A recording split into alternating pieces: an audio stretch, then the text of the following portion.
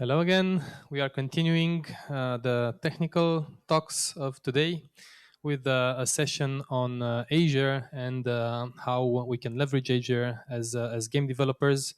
This is a session presented by Microsoft, and we have here today Adrian Calinescu. Please welcome him.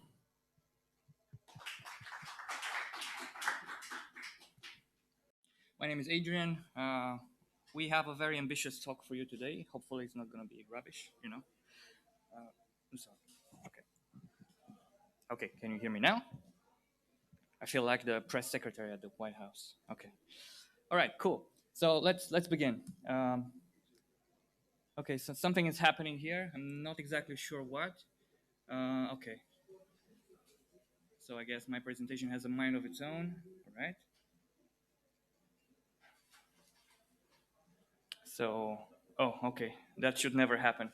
I'm not sure what this says for the next Halo version, but you know, it's gonna happen. I'm sure.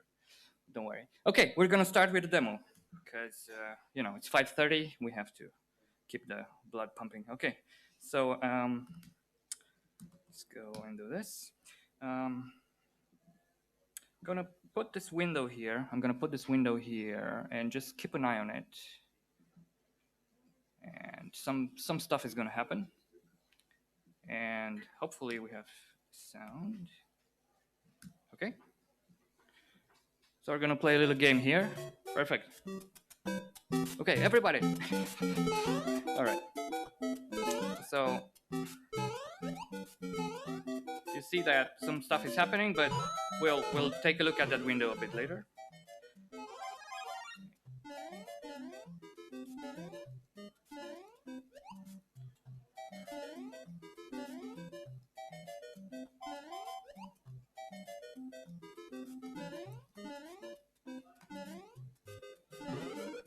Yeah, this is what I do for work. Yeah. Okay. So what just happened here? A bunch of stuff. So let's try to unpack it. So you see here, I got an exception because my game was trying to run this impossible function. But you know, if you have like a million copies of this game running in the world, like how would you know that this happens somewhere in East Asia, right? So you have no idea. So you need something to be able to collect all these things. And we have other events here happening, like Mario jumped on squash the Goomba, and then we are sending this to Azure and collecting this telemetry. And how do we do that? If we go here and just look at this little file, we have an SDK for application insights, which is the Azure service that will collect all these events for you. And we just have to inject the SDK, and we open the key, right? Because we need a key to tie it to the service. And then we build a telemetry client. And of course, you don't want to block the main thread, right? So you build a new thread, and then that's what you use to send out the telemetry. And let me go here quickly and also take a look at our enemies, right? So then, of course, for these events, where you would plug this in would be right where it happens, right where your function runs. So something like, if you jump on an enemy, just send that as an event to application insights. And the same thing you do with exceptions, right? So let's quickly go here to our application insights and look at those events that just came in.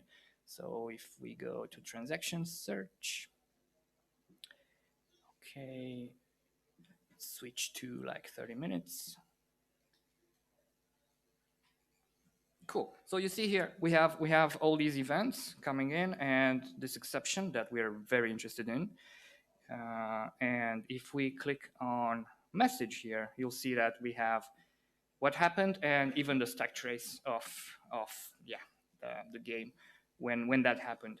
Of course, this is not complete if you don't have the full context, right? So if you go here to show everything, you'll see that it's telling me where this happened, what kind of operating system I was in, and then city location, the Python library that was running the game, and so on. So this is extremely useful data for any developer. And then you saw probably that there was another thing here, not just application insights, but also, well, somewhere, yeah, here. We are sending this stuff to event hubs as well. So event hubs is, well, it is a distributed log. So you ingest a lot of events, and then there's a way for you to consume those events independently of the ingest part. If you wish, it's pretty much like Apache Kafka, but a bit better, right? So if we go here to event hubs, actually I have a very small sample here. If we go to just go to the Kafka consumer. So Event Hubs is also compatible for the Kafka protocol. So you can consume events that you ingest into Event Hubs with any Kafka client without modifying it. You just put a connection string and you can read off of it. This is great because Event Hubs supports like trillions of events per day, right? If you have that, like this can scale easily. And if we go to consumer, actually that's the binary, right? So if we just do consumer go, this is just a Kafka client, right? Nothing's very special here, Kafka Go, and then we connect to the event hub, and then we simply, we use a consumer group here, and then we are printing this message. We are consuming a message. Okay, so let's do that.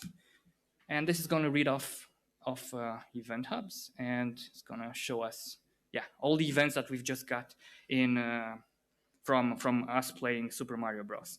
And that's cool, but you want to make this permanent, maybe, right? You want to make this persistent into some kind of data store. So you can use something like Stream Analytics in Azure to copy on the fly that data and maybe do some transformation on it. Like you can run a SQL query against some reference data that you have, and move that data from event hubs, which is a temporary storage, right? It's not permanent, into your database. So we can see here that we have a Stream Analytics job that will take these events. Okay, let me try to clear this up a bit here. Okay, so we connect to Event Hub, and then we just map the fields, and we can get those events into our database, in this case, Cosmos DB. So if we go back here, and if we go to the Cosmos DB, okay, you'll see that we actually have these events here in the database, and we can do something even more, right? We can have this in an analytical type database, like Synapse Analytics in Azure. And there's a thing called a Synapse Link for Cosmos, where it pulls all this data and it stores it forever, and you can have petabytes of data, and you can query over that data, because something that will happen in the future, you can then match with something that happened a year ago, right? If you want to do that. And here are the events that we've just seen. Okay, these are the events in the persistent database. Cool. So that was that. Let me switch back to the slides. So super quick. Right, so event hubs, we've just talked about it. You have the event producer, you have Azure Event Hubs, which is highly partitioned, and then you have the consumer groups, which read off those partitions. If you wish, it's like a musical production mixer, right? Where you can have different channels. Each channel is independent, and you can stream off of each channel, and you can record each channel individually and play it back from any position. And this supports HTTP and AMQP as well. Cosmos DB is NoSQL, and now it's actually also a SQL database because it supports distributed PostgreSQL. This is something new that was just announced like a few weeks ago. You can have MongoDB on top of this. You can have Gremlin. You can have Cassandra, and now PostgreSQL with its distributed table feature, which is in open source. But it's a full API for Postgres. It can do key value, it can do column family, and it can also do graph and document. And the really nice part about this is that it has very, very low latency, both for reads and for writes. And you can very quickly create a replica in a different region. So yeah, this is why, right? Because you have guaranteed low latency. You now have distributed PostgreSQL, and I'm not kidding. Like, you actually have these in the SLA. You have 10 milliseconds reads, less than 10 milliseconds, and 15 milliseconds for writes for Cosmos DB.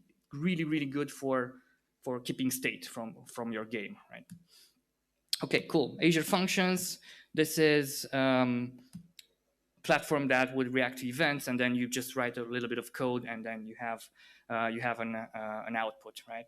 And we'll have a very quick demo here. We'll have a model, because everybody thinks that these services that are low code. I wouldn't say low code, but you don't have to write a lot of code, right? Just write your own logic. These services aren't really meant for a big chunk of code to run, but it's not true. Actually, Azure Functions, for example, can do inference on an AI model. And what we have here is, if you don't need a GPU, because right now it doesn't support GPUs. So let me try to exit this thing.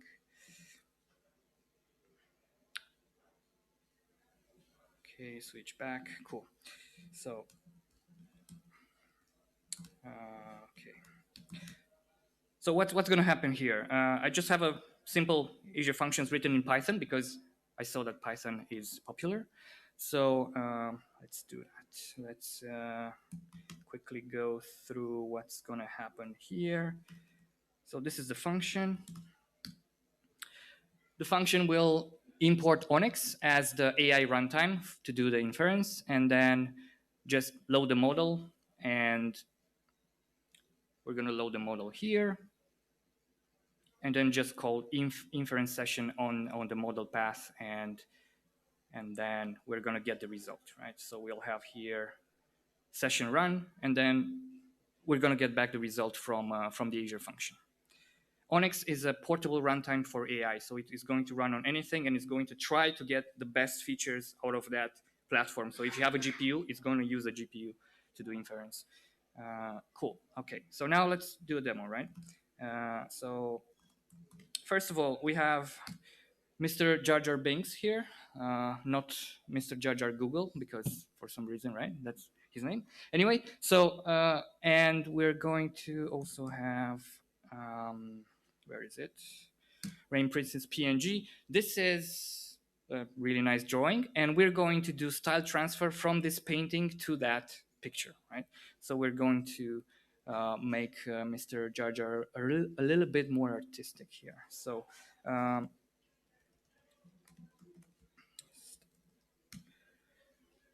we're simply going to send the JPEG image into the Azure function, and then get back the result, the new picture with the style applied. So let's run that.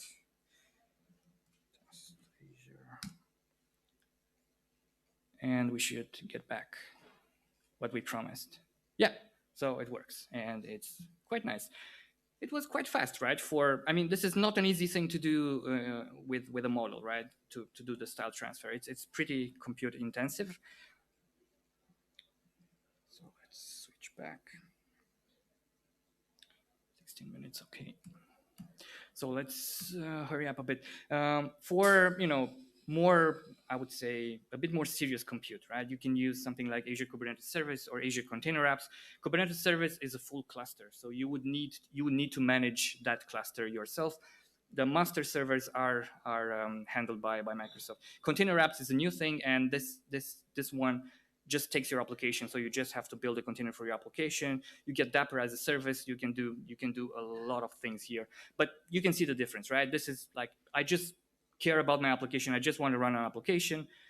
Go and use Container Apps. If you want a full cluster where you control the node pools and the scalability of everything, and what version is my ingress and all that, use Azure Kubernetes Service.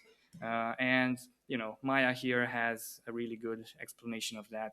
Like, when I was young, it was great running my own cluster, but now, I'm too old for this, right?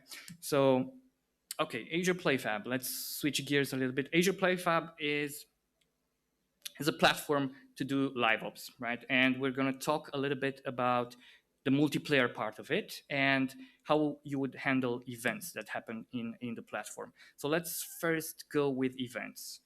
Let me just go here in Azure Play Fab.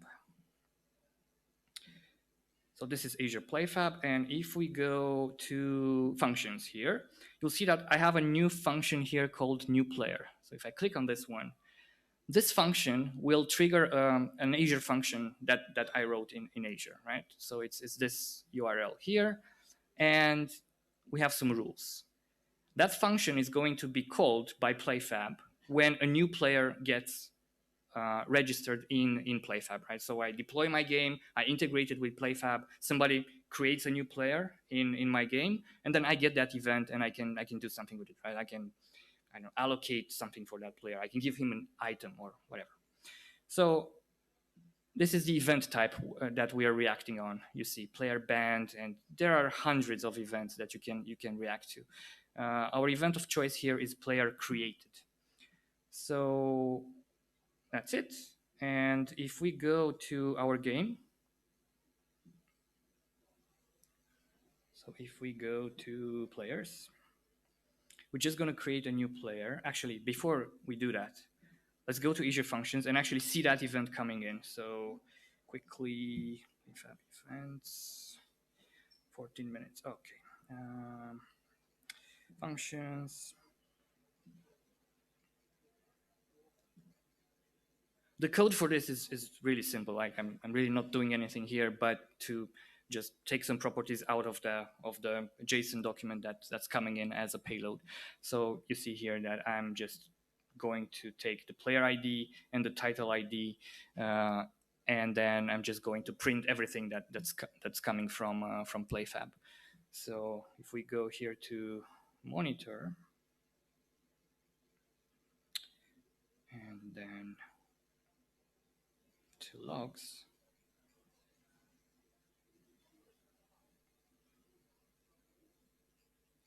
Okay, it's connected. So now let's go here, create a new player quickly.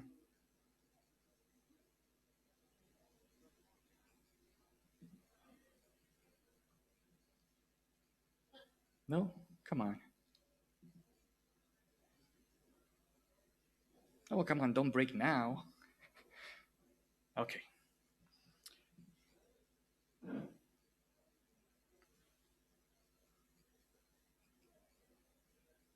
So this player got created and its ID is 5CA. And if we go to Azure Functions here, if we go right at the end of the log, you'll notice that we have got a new PlayFab event, and then we have the entity ID. That's the new player that we just created. And now with all these attributes, I can call the PlayFab API and do something with that player. Cool. Okay, so let's go back here.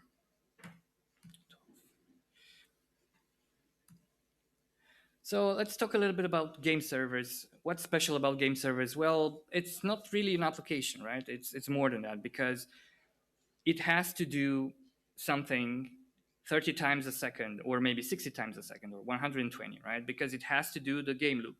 It has to check where are all the players, who moved, and send this information back to all the players, right? So that everybody is in sync. So it's also stateful, right? Because the memory has to keep track of all that. And usually it's big in size because you have maps, you have everything, right, inside the game server, and requires low latency because that's normal. Of course, all that means that it's CPU intensive, right? So you see that it has some pretty special requirements. So, and yeah, on the network side, it's even worse, right? Because if you, for example, host your game in a container, you'll have ports that have to be exposed to the VM, and then they have to be exposed to the load balancer and then to the outside world. So it's probably going to be 2 or 3 layers of port redirection, or even NAT sometimes. So not really easy to build like a platform that does all this, right? But we have one, luckily, and it's called the Multiplayer Servers MPS in PlayFab. You integrate with the game server SDK. So this is something that you would put in your game server, and we support C++, C#, Java, Unity, and Unreal. And you integrate this, and now MPS, our platform, knows about your game server. So you can, it knows that it's alive. It knows that players are connecting to it. It needs to, if it needs to be killed or new one spawned, and so on. And let's just take a quick look at MPS. Okay, where is it? MPS here.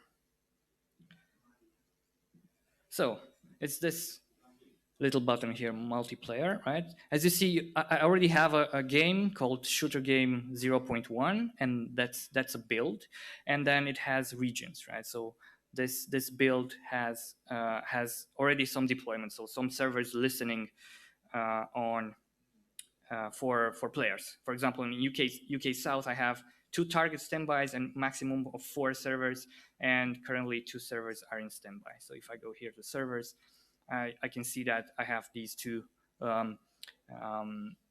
game servers that are standing by, and from my game I can call one of these servers and tell it, hey, I want you to become active, right? So that we can create a new game server for a particular multiplayer session. We can add very quickly regions here. So, if you want to scale, you can go to North Europe, for example, and then I want 2 standbys and then maybe 4. Add region and then submit. And it's really that easy to just create a new region. So now your players have lower latency because it's the game server is hosted in the region that they're playing in. Cool. And now if we just go, I just wanted to show you how you would create a new build, right? So how would you create a new game server here? You would just go to new build. You would give a name to the build, right? And just pick a VM size. And you can do process or container either on Linux or on Windows. Let's pick container, and then we're gonna pick Linux here. Come on. I think the Wi-Fi is playing some games with me. No, maybe it wants Windows. No? Okay, let's try again.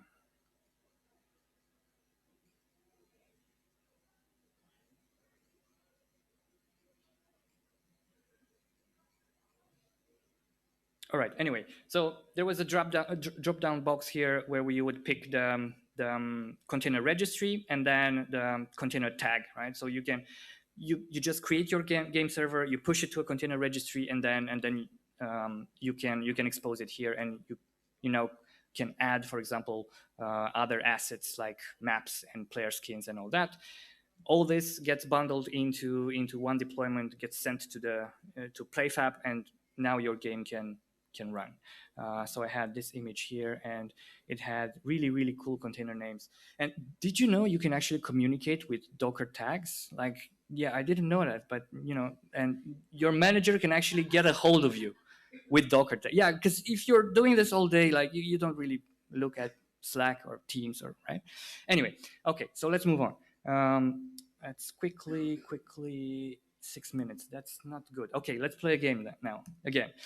So scaling methods, I already told you about that.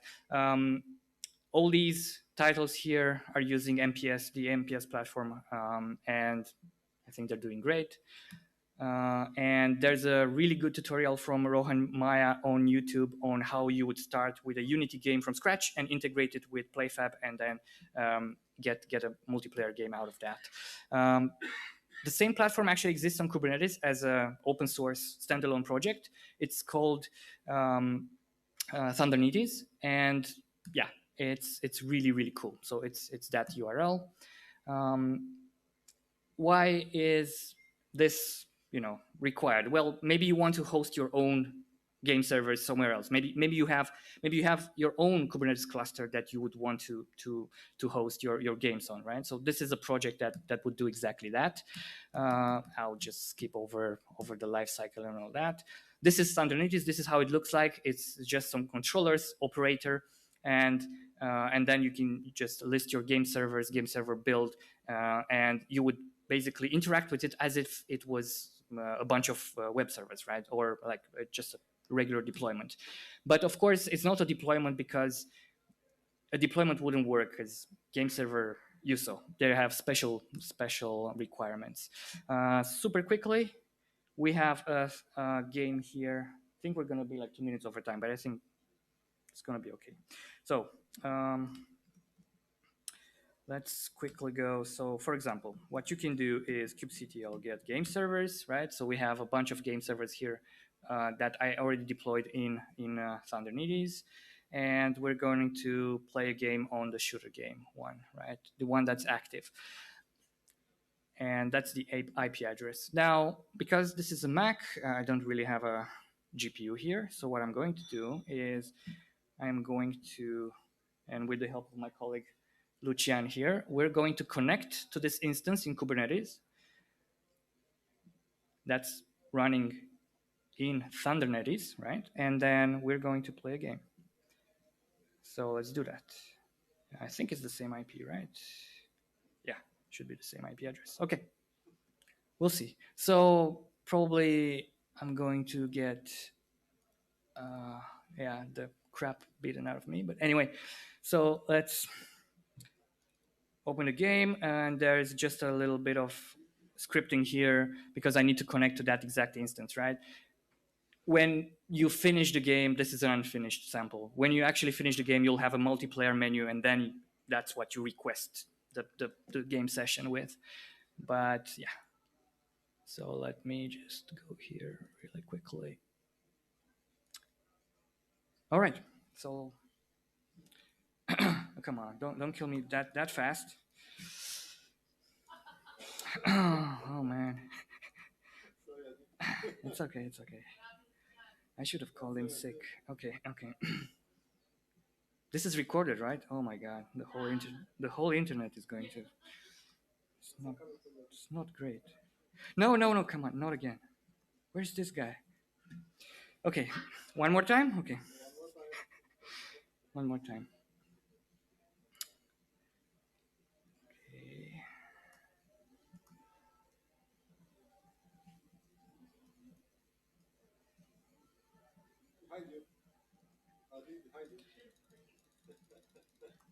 I kill him. We should end the game here. Yeah? Okay. Okay, let's do that.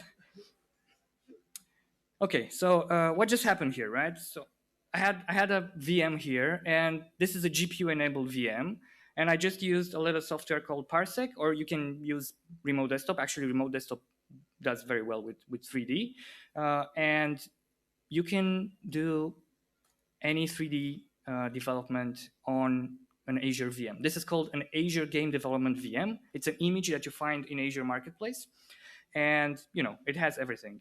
It comes pre-installed with Unity, and then Unreal Engine 4 or 5, you pick when you install it, and this thing actually works really cool. So, it's for real. And then you can have Blender running here, and it's pretty amazing. Like, it's super fast. Actually, it's so fast that I did a speed test earlier, and it's 3 gig on download, 5 gig on upload. So it's pretty good to do, git clone and be done really quickly, or download assets. And just one more thing that I wanted to show you, it can run pretty heavy stuff. It really depends on what type of VM you deploy this image on. And this is Valley of the Ancient, the technical demo from Unreal Engine 5. And this is pretty impressive. And yeah, it's running remotely, right? And I mean, it's butter smooth. All right, so let me switch back here, and we're going to skip over many things, unfortunately, but invite me next time, because and give me more time. Yeah, so this is what it has in it. Game engines, IDs, remote access technology, bunch of stuff like tools. This is where you get it from, and then that's the feedback link if you want to send some feedback. All kinds of GPUs available: Ampere, Tesla, Radeons. That's what I've been using, the A10 with one single GPU. And if you want to do AI, by the way, we have VM types that can do AI. This is reinforcement learning for Mario, the game that I play, the Mario Super Bros. And this is an AI playing that game, right? And you can train it on an Azure VM. Okay, we don't have time for this, so I'm just going to skip over it. And unfortunately, yeah. And then we're going to go here to ID at Azure with Lucian. Thank you, Adi. Hello, all. I'm Lucian Ungureanu. This was not a 30-minute presentation, Adi, really. So I have the challenging task to give my pitch in 5 seconds. I work for Microsoft Romania during the day. I'm a very passionate gamer by night for the last 30 years. To give you just a small number, I have more than 1,000 days playtime in World of Warcraft since 2005. Okay, now we have some great and amazing technologies, and we can create amazing games. Adi delivered just and showed you just part of it. The good news is that we joined RGDA in April, so we are right by your side to help you build your games. So you can count on us. You can contact me or Adi anytime. Just before we close, a couple of things from my side as well. To give you a story, you all know No Man's Sky. I pre-ordered the game in 6 years ago. It was a disappointment. Now it's one of the great games on Steam. It's amazing. They have an amazing story. They didn't give up. They have a great technology behind. This procedural generated universe that they created is only 10 gigabytes on the PC. I absolutely love the game right now. It's mostly built on Microsoft technologies. So it uses PlayFab for multiplayer. Most of the things that Adi showed you are in No Man's Sky. So PlayFab matchmaking, party in game comms, they use .NET now, they use .NET Core 1, they use Azure Cosmos DB, not only for the events and the error messages, but also for the game itself. And they use a lot of services to help them track the game, like event hubs, you see, like Kivo, like App Service. So No Man's Sky is a great story on Azure. CD Projekt Red also, they build also on Azure. By the way, the Witcher game is on Azure, Cyberpunk as well, which I finished on Saturday. I started Call of Duty, the campaign. Now, we promise that we are by your side, and we are. Let me show you something. The last slide I have. We have a program. It's called ID at Azure, Independent Developer at Azure. And in this program, you get access to everything that Adi mentioned. First of all, you get access to technology. We give you $5,000 of Azure credits. We give you free access for 2 years to PlayFab Plan 2, and free access to a wide array of multiplayer services. You can take this now and integrate it in your games right now. More than that, we have on PlayFab, we have a wide selection of examples, solutions, trainings, code samples that you can take and use.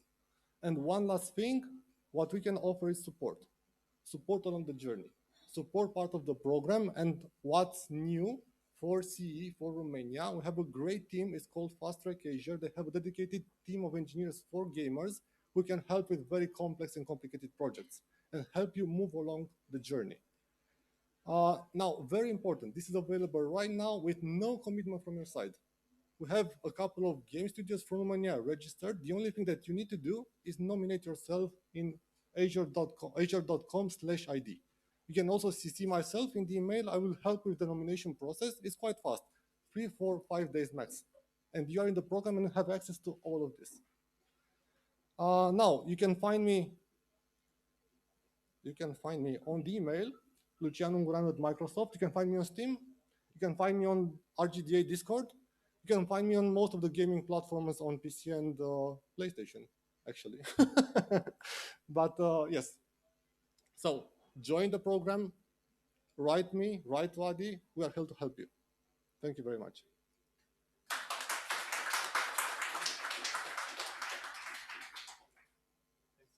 Thanks a lot, guys. We really need to talk about doing a special session on this, so we do justice to this topic. So let's give a round of applause for the Microsoft team and. I'm, we're very grateful for your support, and we should absolutely figure out a special session dedicated to this topic, because I think not a lot of people are aware of the benefits of Azure for gaming, and it's something we should talk about more. So thanks.